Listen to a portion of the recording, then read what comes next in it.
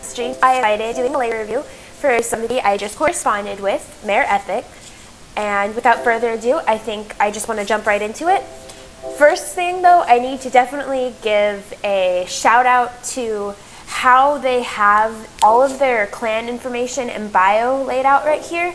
If you have time, I'll put a link to their page up in the corner, and you should definitely check it out because a lot of work has obviously been put into this clan lore, and it is definitely something that I recommend that you read on not just Merethic's, but anybody's bio. I love taking the time to read basically whatever anybody puts up because I think it's just really nice and fun to see how other people can get into the game.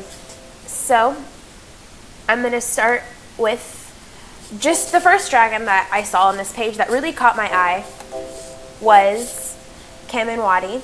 I hope I pronounced that right. I'm really sorry if I didn't pronounce it right. And disclaimer, my animals, my cat and my dog, I should say, have been really noisy today. So if you get some interruptions with that, I apologize. So here we have Kamenwati, and I'm just going to scroll down real quick. I think this dragon has really great dynamic contrast between the colors of the secondary and the color of the primary and tertiary. And it's a dragon that has a lot of apparel and skin, but doesn't look too busy at all. It looks like a very regal dragon, and it's super aesthetically pleasing. I would just love to look at this dragon. I'm assuming, I haven't really read the bio, but I'm assuming it has to do with an arcane represent dragon, and I really love just the color scheme, I should say. First of all, purples look really great, especially on a dark primary color. So just a real quick overcap of why I think this dragon is really fantastic. The contrast between the primary, secondary, and tertiary, and the color scheme that's going on here. The little the whole monochromatic with the purple makes this a really great dragon and a really nice dragon to look at. The second dragon that I really enjoyed is Karasi, and that's because the first thing I think when I look at this dragon is just chocolates and sweets and sugars and candy and tea, and just a lot of worm feelings come when I look at this dragon. And surprisingly, I'm never really a fan of dragons that do have neutral primary colors because a lot of times I feel like they can end up to be muted, but this is an excellent example on Merethic's part of displaying a dragon that does have a soil primary color, and with all of these pink accent, rose accents that's on this dragon, it definitely gives it a new personality. Also, a quick view of her bio. Even though it's not filled out, the format of these bios are absolutely gorgeous. If you have time to come and check out Merethic, props to you, they look great. Or props to whoever made them, I'm not actually sure. So, they're really great. Just real quick overcap. Sweets and all things great, and you did a wonderful job of taking a dragon that could have been muted and ugly and turning it into something beautiful and very pleasing to look at without overwhelming anybody with too much pinks or too much bright colors. So props to you. I think the third dragon that also caught my eye on this page was Camu.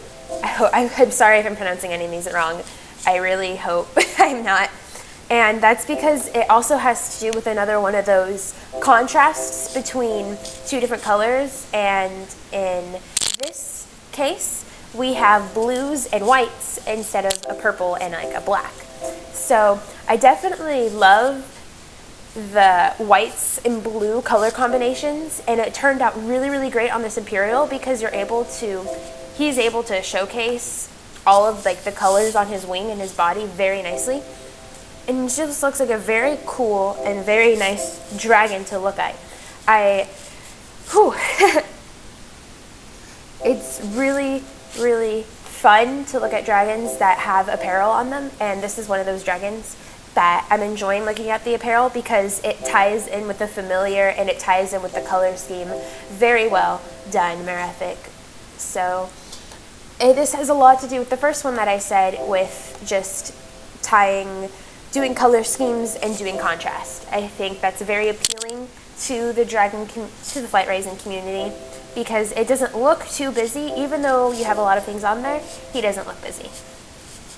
Moving on to the second page, I really enjoyed Wildfire, and I think she's just really, really obviously fiery.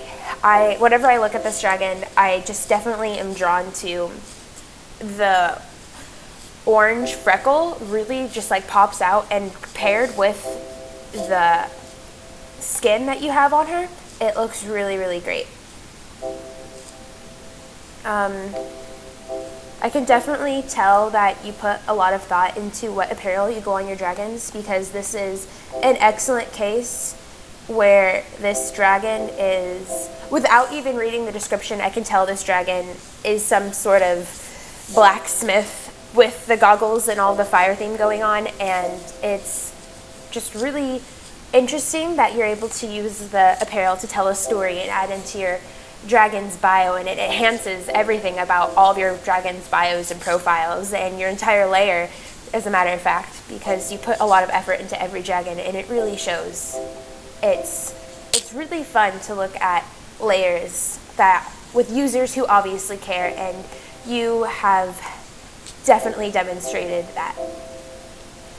I'm going to try to go for 2 more dragons. The next one I'm going to choose is, I really didn't think this out ahead of time. I only had those 4 planned, so let's just do a random, let's go with this one. Let's try to get in a different breed. We have a sky dancer here. His name is Aquilo, and something different about him that's not like the other dragons is that he doesn't have a black and white contrast, a black and color contrast, a white and color contrast. He is all very monochromatic, but what you've done is with the apparel, and I've basically he doesn't look muted and he doesn't look drag. He looks still as exciting as any of the other dragons that had a lot more contrast than he does. So that is a really cool thing about him. I also want to point out, if nobody has catched on yet, that all of these familiars match these dragons astonishingly well. It's almost like they were made for the specific dragon that you decided to dress up and pair with this familiar. So that's another really great thing that you've done. So this blue monochromatic scheme is really, really cool, and it's really awesome that you can pull it off. And not a lot of people can do that, as I've seen a lot of it's just all the same gene. It's basic, or it's shimmer and iridescent, and just the typical things that you would expect whenever you start pairing or doing monochromatics. But the eye spots really stand out on him. I love eye spots, and with the smoke, it looks great. And smoke is honestly one of my least favorite tertiary genes, and I'm actually really surprised. I find it very appealing on this dragon. I don't think I've had many females, so I'm going to do one more dragon. Try to get a female in here, I think. I remember you telling me what page to not go past, so to keep it safe, I'm going to go with another one with apparel on it, because it's my little notifier that this dragon matters. And that's also really cool. If you have all of these dragons with all of this apparel, it's definitely really neat to look at. I think there might have been a little bit of noise in the background right there. I apologize. So this dragon is really nice, and she's really pretty. I haven't yet, oh my goodness, I didn't even notice she had smoke on her, and it looks really great. it's a little bit noticeable that this dragon might not be one of your top priorities. She doesn't have a bio yet, and she doesn't have that much apparel, but it's also an advantage for her. I'm so sorry, I can't pronounce any of these names. I think it's also really an advantage because she's a gorgeous dragon without all of the needed apparel or skins added onto her. So, yet again, your familiar matches your dragon, and I think that's definite props to you, Merethic, definite props. This combination with maize, avocado, and spring definitely brings to light a very happy and joyful, dragon that looks a little bit toned down, but not so muted where she's not unappealing to look at. The green goes really well with her primary and with her tertiary colors, and it looks really good on her as a sky dancer in general. It definitely reflects how she's a nature dragon, and I think she's really pretty. And you are very lucky to have all of these dragons in your lair. Just a real quick overview of all of these dragons. I want to say thank you for giving me a chance and just letting me try my hand at doing a layer review for the first time. I'm really excited, and I really hope that I'll be able to do more for other people in the future, and I really hope that this was helpful. Once again, it was just really fun. It was a great new learning experience, and I just want any of the things that I've been saying to really help you or anybody listening just learn and evolve. And I remember as you said to me before, things about just taking the criticism or taking the compliments, taking anything that anybody has to say to get a second look or a second opinion on it. That is going to be it for this video. I want to give another shout out to Merethic for letting me do a layer review for you.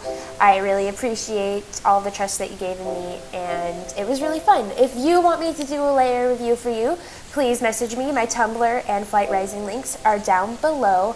Like and comment. Please subscribe for more, and as always, geek out. Peace.